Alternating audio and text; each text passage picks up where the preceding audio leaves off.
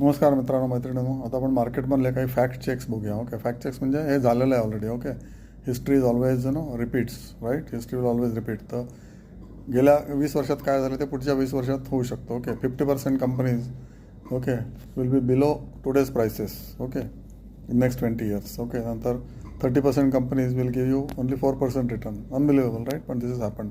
Only 50 to 100 companies will be giving you super normal returns. Okay, त्यामुळे share market हे जे मी तुम्हाला fact check सांगतो आहे त्याच्यासाठी तुम्हाला सोडायचं आहे काय करायचं आहे हे तुमचं तुम्ही ठरवायचं आहे. So only one or two companies okay will make your wealth if you keep it for 20 years. Okay, आणि बाकीच्या 50 कंपन्या may be they will give you only FD return, but that one company will overtake all the profits of every other companies and will compensate for what ever you have lost. त्याच्यामुळे overall तुम्हाला 15 ते 20% return मार्केटमध्ये मिळतंच. Okay, पण ह्या ज्या facts सांगतो आहे त्याचं कारण असं की तुम्ही घाबरून जाऊ नका. Okay, ETF otherwise is the easiest way okay to multiply 15% CAGR per year.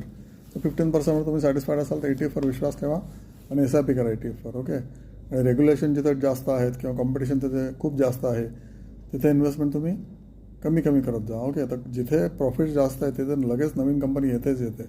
Okay, आपण बघितलं आहे. झोमॅटो आली, प्रॉफिट जास्त आहे. स्विगी आली, स्विगीचे प्रॉफिट पण जास्त आहे. अजून तिसरी कंपनी येईल. ओके, आलेलेच आहेत ऑलरेडी छोट्या कंपन्या.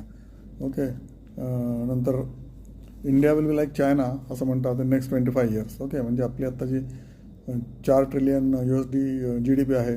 Okay, that will become to maybe 18 trillion GDP in next 25 years. Okay, or more than that. Okay, buy and hold on the rising shares. Okay, जे पडणारे शेअर्स आहेत ते ॲव्हरेज करू नका.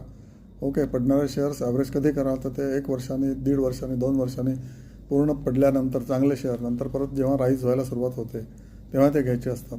आणि rising shares you can start buying over a period of may be every 1 month you can start buying that company. Not that you take every day, कारण तो परत कधी पडेल यू नेवर नो. या आणि टिपिकली आपली माझ्याच्या लोकांची बिहेवियर अशी असते की ठीक आहे 40-50% प्रॉफिट मिळालं ना विकून टाका.